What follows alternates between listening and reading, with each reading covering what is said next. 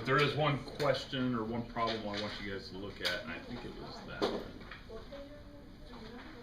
It was right after the iron 3 sulfide. So,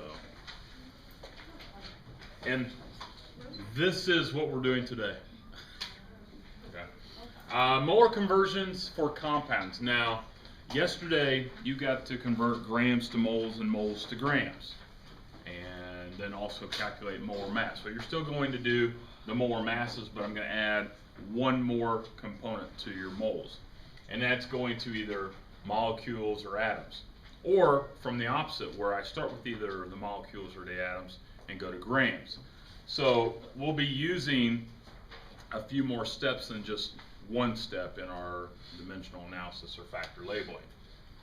So here is a practice problem, and then I'll work out a couple of the problems that's on your sheet. But before I do that, here are the steps that we need to know. That, say, like if I start off with kilograms, which I don't in this problem, but if I did, we would have to go through a series or a process to get what we start with to moles. And this is kind of leading into what we'll talk about next topic, which is stoichiometry, which that S word doesn't mean anything to you. That'll actually be one of your curse words that you'll say to yourself. But if I want to convert kilograms, and say that we're going to definitely need our periodic table, so if you have your periodic table out, if you don't, get it out. Let's see here, load that up. And so we'll be looking at our values here. Okay, so again, what does that value underneath the symbol represent?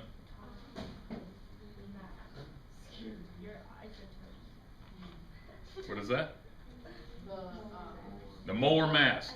So it's the number of grams that represents 1 mole of whatever it is that we're looking at. Or, even better, 6.02 times 10 to the 23 atoms.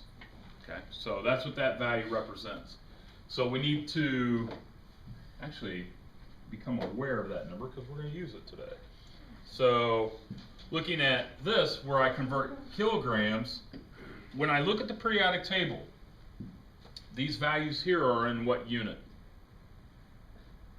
Grams. Okay, so grams. So if I were to give you something in kilograms, okay, then we would have to convert the kilograms to grams. So that's a process or a step in the conversions that you would need to do. And then once you have that value in grams, then you can convert to how many moles you have. Okay? And then from there we can do a lot of fun things. We can find out how many molecules we have, or if we don't have molecules, how many atoms we have. Or if we do have molecules, then we can possibly find out how many atoms. But the process there is, if we do have molecules that make that up, then we'll convert to molecules, and then we can convert to atoms. Now, there's something that's very, very interesting when going from mole to molecule. Whenever we type or write, not type, but whenever we write the value for mole within our problem, we're always going to make that value 1. So it's always going to be 1 mole. So when I ask, okay, how many grams is in 1 mole of sodium, you would say 22.99. How many moles are in 1 mole of chromium? You'd say 52 grams. If I were to say how many molecules are in 1 mole of chromium, then you'd tell me Avogadro's number. But it's always going back to 1 mole. So keep that in mind whenever you're working out a problem. But when we go from here to here, then we're multiplying by Avogadro's number. So if I am working and converting from kilograms to grams, grams to moles, moles to molecules, molecules to atoms, when I go from moles to molecules, I'll multiply by Avogadro's number. If I'm moving in the opposite direction, say I start with atoms and I'm looking for kilograms, then I obviously would do my conversions in the reverse direction. If that were the case, I would have molecules and converting to moles. What do you think I would do with Avogadro's number? Divide it. And again, you don't have to memorize that. It'll be automatic because when you work out your problems, if it's not the unit you're looking for, you're going to slide it diagonally. Okay? So unfortunately, this problem doesn't get as involved, but we'll definitely work one that does. Okay, so that is the process in which we're going to work the majority of these problems out. And like in this problem here, and I'll try to leave this up, the question asks, how many molecules are in 3.98 moles of aluminum hydroxide? What unit do we start with? Moles. So the nice thing is here, we're going to start right there at moles. What's the question wanting to know? How many molecules? So we only have in this problem a one-step process. So here's what you don't do. Always realize that this is a one-way street, okay? If you start with kilograms and I need to find out how many atoms we have, this is the path you go. If we start off with moles and I want to find out how many atoms or molecules, that's the direction you're going. You're not going to go back to find out how many grams you have and then, just interestingly enough, how many kilograms, and then convert those kilograms to grams, then back to moles to get to molecules. So like if I want to get to SAM, I'm not going to go back this way and then go around. I'm just going to go straight to them. All right, so in a process like this, realize what you're looking for and where you're going, okay? So, or the reverse there, where you're going and where you start. So if it's, and some of you will try to do this. You'll be given moles and you'll want to find out how many grams so you can find out how many molecules. Don't do it, all right? So let's work this problem out and then we'll work a few more. Okay, so again, what do we know about this problem? Or what's given? Yeah, so you have 3.98 moles of aluminum hydroxide. Now what's even nicer about that? I don't even care about this. Why? Because for anything and everything, if I have 1 mole of something, it's still equal to 6.02 times 10 to the 23. So I really don't care what the compound is or what the thing is. And you'll see me do this on a test. And I'll tell you, I'll do it on a test. I'll make up some really ridiculous compound that probably has about 30 or 40 different things in it. And some of you are going to try to find the molar mass for it. You don't need to. Just go from moles to molecules. So if it's not the unit you're looking for, move it diagonally. And if we have mole within the problem, what value you want to put there? 1. Okay. And then how many, we're looking for molecules. How many molecules are in 1 mole? Very good. And if you forget it, flip your periodic table over. It's on the back. I think it's in the top right-hand corner. I hope it is. Can somebody confirm that? Top right-hand. Yes? No? Anybody find it? Yeah, it's probably up there. 'Cause the other one's up there. Probably up there. The other one's up there. Yes, it's up there. It is. This is 6. Okay, so yeah, it's the 3rd one down, top right. So if you just freeze up and you're like, argh, just look on the back of your periodic table. That value will be given to you somehow, some way, so make sure you know how to use it. Now, make sure that you can type this in. Okay? That's probably more important for today, making sure we can type these values in.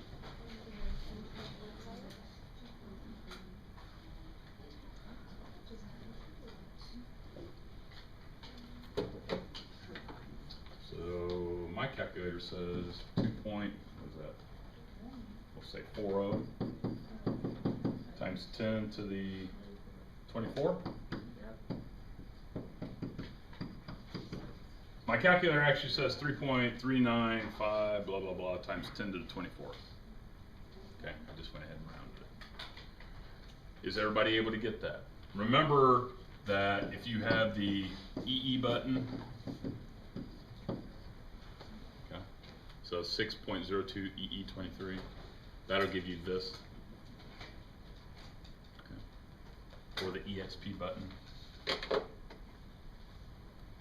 Okay. Let's take a look. Everybody good with that? Okay, let's take a look at your homework here. Question number 7 on your homework. Question number 7. Again, those first 6, I believe, are just molar mass, the things that you did last night for homework, so I'm not going to work any of those out. You're pretty good at those. Just more practice for you. So here, and again, try to remember your sequence. So kilogram, gram, mole, molecule, or molecules, whatever, atoms. Okay. And then it can go in the reverse direction. But again, remember, it's a one-way street. Now, sometimes we can bypass molecule and go straight to atom if you do not have a compound. If you have a compound, you got to go through molecules before you can get to atoms. Okay. All right. So let's do this first one. So again, 58.7 grams. What are we given? Grams. So we're starting here, right?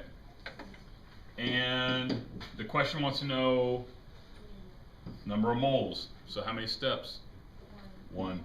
Are you going to use Avogadro's number in this problem? No, that's what we did yesterday.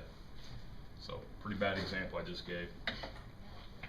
So start with what you know, 58.7. Don't worry, there's more.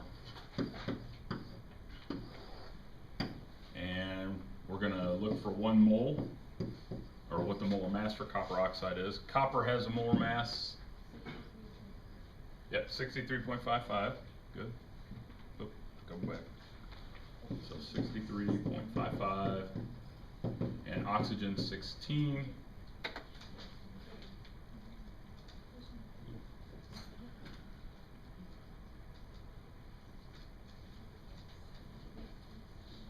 So my molar mass, and again, you don't have to do this. I just do it to make sure everybody's on the same page. So 58.7 divided by answer.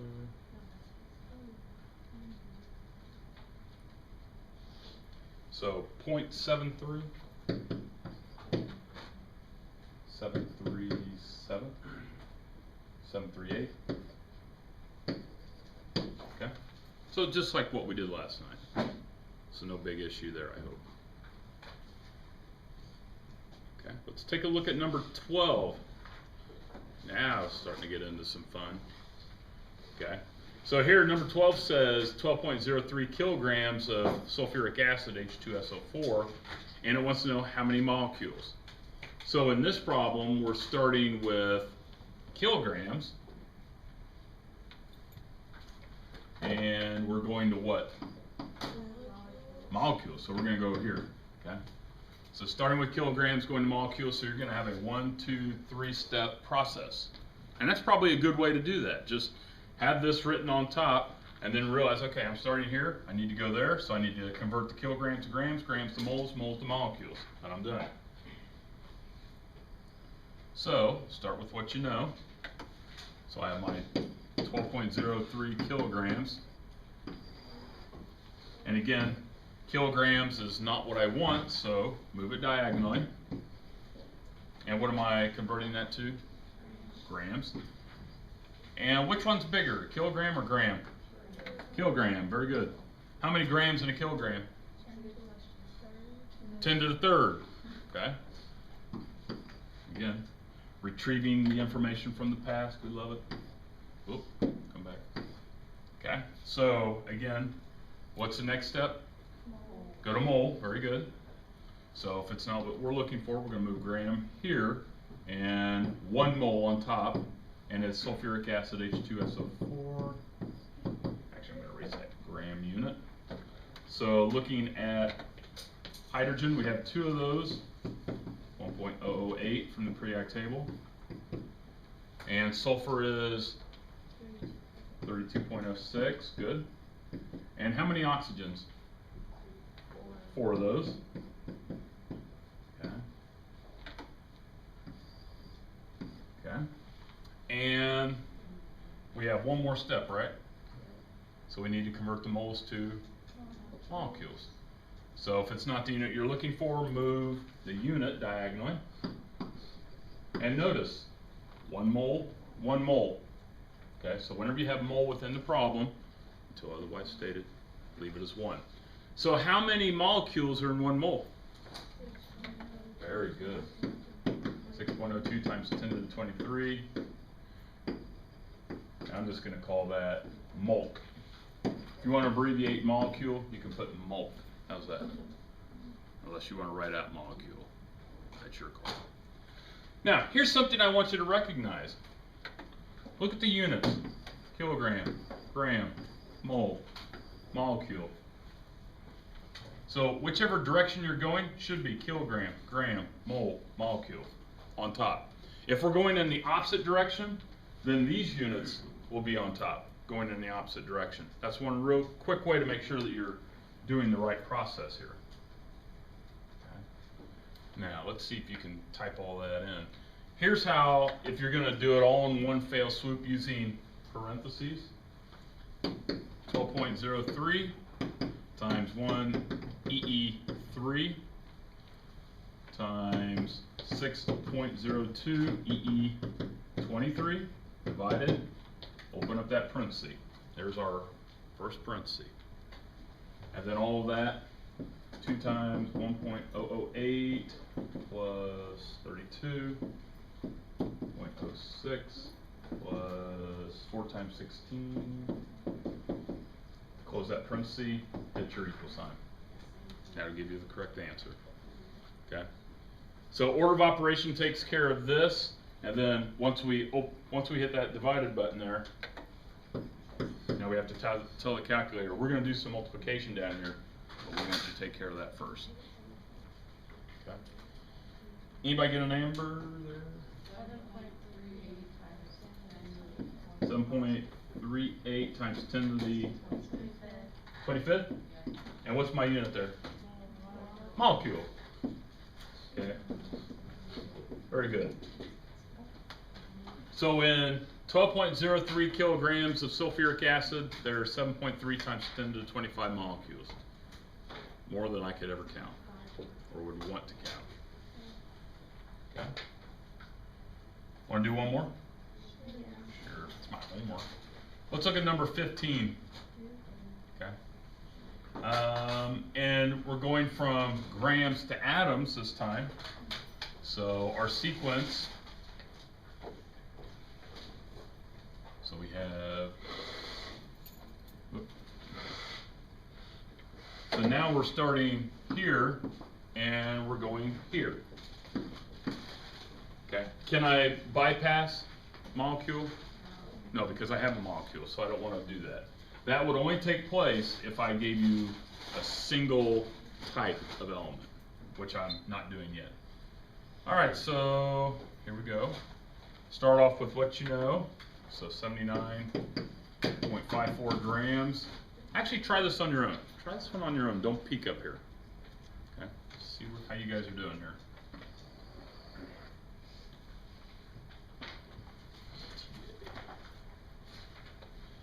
And TA is right next to tungsten, below vanadium. Not one of your 52s, so don't freak out about that. Now the last step is interesting. In one molecule of Ta2O5, how many atoms are there? How many? In one molecule of Ta2O5, how many atoms are there? 7. 2 plus 5 is 7. Okay. So here's when we look at our, remember our verticals? These things are equal to each other. Okay. So in one molecule, I have 7 atoms. In 1 mole, I have 6.02 times 10 to 23 molecules. In 6.02 times 10 to 23 molecules, I have 1 mole of something. And in 1 mole of Ta2O5, oh, that's a bad 5. I have this molar mass, whatever it is. Okay. So keep the columns equivalent. Okay. And let's see here. Times 10 to the, was that 23?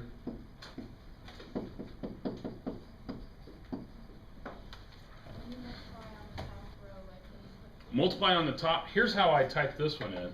Actually, I didn't use parentheses until the bottom. So 79.54 times 6.02 EE 23, still no parentheses because order of operation is keeping that intact. Times 7, when I hit that divided button, then I open up the parentheses. Then I just type all that in, close the parentheses. Now, and I realize that I write with parentheses here. I apologize for doing that, but I'm trying to show a break in the action, so to speak. In other words, that these two are together and these two are together, divided or separated by a plus sign. Don't necessarily type it in as I write it. That's just one way that I help to separate what's going on there. Yeah. Do you have to open up with parentheses? Like, I typed it in where I just typed it in exactly how it is, like how you did it, except without those parentheses that you just put after the division sign, and I got the right answer. With this problem? Not necessarily that problem. Yeah. I would be careful because if you have something like this with multiple values, if you did this times this and that was that, as soon as you hit that plus sign, it's going to take whatever's on top, multiply it out, divide it by that, and then it's going to add this top part right up here. It's going to put it right here in the equation. So that's what the parentheses do. It helps to keep it in the correct spot, which is down here. Ooh, that was interesting. Okay, so just be careful on that. Wow. Any other questions? Everybody good? All right, so work on that worksheet.